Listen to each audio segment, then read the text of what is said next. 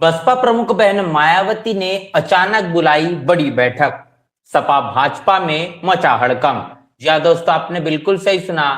मैं हूं पराग मंद्रा, आप देखना शुरू कर चुके हैं नेशनल चौपाल। उत्तर प्रदेश में होने वाले 2027 के विधानसभा चुनाव के चलते बहुजन समाज पार्टी के राष्ट्रीय अध्यक्ष बहन मायावती के जरिए जिस मुताबिक अपना सुपर एक्टिव मोड दिखाया जा रहा है, इसके कारण भारतीय जनता पार्टी और समाजवादी पार्टी के तमाम तरीके के कार्यकर्ता, पदाधिकारी, नेता इस संकोच में पड़े हुए हैं कि आखिर कैसे बहुजन समाज पार्टी के किले को भेदा जाए, बसपा को किस तरीके से कमजोर किया जाए। बहुजन समाज पार्टी के राष्ट्रीय अध्यक्ष बहन मायावती ने माननीय कांशीराम साहब इनके परिनिर्वाण दिवस के उपलक्ष्य पर यह कहा था कि बहुजन समाज पार्टी 2027 के विधानसभा चुनाव में किसी भी तरीके की कोई कसर नहीं छोड़ेगी। बसपा पूरे मजबूती के साथ ये चुनाव लड़ेगी और अपने बलबूते पर अपनी सरकार भी बनाने का काम करेगी। ये तमाम बातें बहन मायावती के जरिए कही गई और ये लग रहा था कि ये बातें एक सियासी बयान के तौर पर है,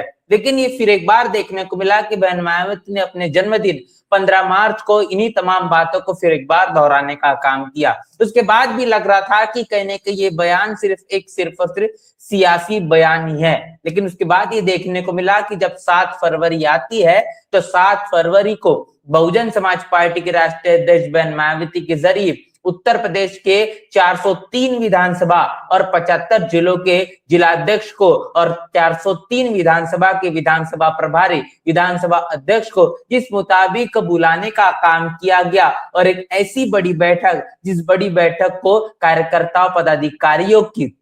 मिनी रैली के तौर पर भी जाना पहचाना गया। इससे कहने की संदेश गया कि बहुजन समाज पार्टी किस तरीके से अब अपने आखिरी संगठन के तह तक चुनावी मैदान में मजबूती के साथ उतरने का काम करने की लगातार तैयारी करते हुए दिखाई दे रही है। ऐसे में फिर एक बार बड़ी खबर निकल कर आ रही है कि आने वाले 25 मार्च को बहन मायावती के जरिए उत्तर प्रदेश की प्रदेश स्तरीय बड़ी बैठक बुलाई गई है। इस बैठक में भी उसी तरीके से आपको बड़े पैमाने पर बहुजन समाज पार्टी के उत्तर प्रदेश के जिम्मेदार पदाधिकारी अपनी मौजूदगी दर्ज कराए हुए दिखाई देंगे और ये बात की समीक्षा होगी कि 7 फरवरी को जो बात बहन मायावती के जरिए की गई, एसआईआर के नजरिए से जो संगठन में थोड़े फेरबदल करने की जो आवश्यकता की बात बहन मायावती ने की है, उन्होंने कहा है कि एसआईआर के मद्देनजर रखते हुए संगठन को फिर एक बार बनाने का काम किया जाए। उसी तौर तरीके से अब उस संगठन को किस हद तक के बनाया गया है उसकी भी एक तौर पर समीक्षा होगी।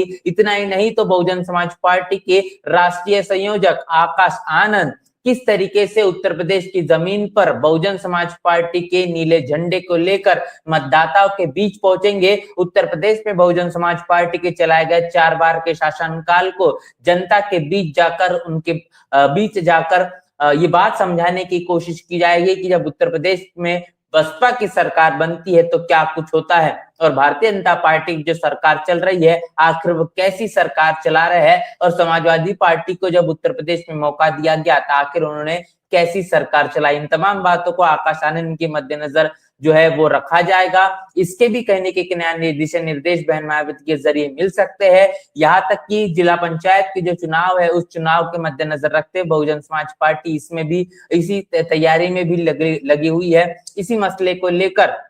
बहन मायावती के जरिए दिशा निर्देश दिए जा सकते हैं कि आखिर कैसे प्रत्याशियों का चयन किया जाए, संगठन के कैसे शख्स को कहने के चुनावी मैदान में उतारा जाए या फिर तमाम राजनीतिक पार्टियों से निकलकर बहुजन समाज पार्टी में शिरकत कर जो चुनावी मैदान में उतरने वाले जो प्रत्याशी है उनका चयन कैसे किया जाए। आखिर जातीय समीकरण के आधार पर जो बात Bahujan Samaj party social engineering की करती है उस नजरिए से किस तरीके से कितनी भागीदारी देने का काम किया जाएगा, ऐसी अनेकों बातों को लेकर 25 मार्च को बहुजन समाज पार्टी के लखनऊ प्रदेश के प्रदेश कार्यालय में ये बड़ी बैठक होने जा रही है, जिसमें बहुजन समाज पार्टी के तमाम उत्तर प्रदेश के जिम्मेदार पदाधिकारी अपनी मौजूदगी दर्ज कराए हुए दिखाई देंगे। अब देखना यह होगा कि आखिर आने वाले 25 मार्च को बहन मायावती के जरिए क्या कुछ दिशा निर्देश दिए जाते हैं और उन तमाम दिशा निर्देशों के अनुसार आखिर बसपा इस पूरे के पूरे दिशा निर्देशों को जमीनी हकीकत में उतारने का कितना काम करती है। इस बैठक को लेकर समाजवादी पार्टी हो या फिर भारतीय जनता पार्टी हो, तमाम राजनीतिक पार्टियां ये सोचने समझने में लगी हुई है कि आखिर बसपा के इस बढ़ते हुए जनाधार को और संगठन समीक्षा की तमाम बैठकों के नजरिए से किस तरीके से बसपा अपने हर कार्यकर्ताओं को, पदाधिकारियों को, जो कि विधानसभा का हो, सेक्टर का, बूथ का हो, इसे मजबूत करने में लगी हुई है, इसे कैसे कमजोर किया जाए। अब देखना यह होगा कि आखिर बहुजन समाज पार्टी की मंशा पूरी होती है या फिर भारतीय जनता पार्टी या फिर समाजवादी पार्टी की। पूरी खबर को लेकर आपकी राय, आपकी प्रतिक्रिया लिखकर कमेंट बॉक्स में जरूर बताएं। बने रहे नेशनल चौपाल के साथ, मिलते नए वीडियो में, तब तक के लिए जय भीम, जय भारत। बहुजन समाज की हर खबर पाने के लिए चैनल को सब्सक्राइब करें, लाइक करें, शेयर करें।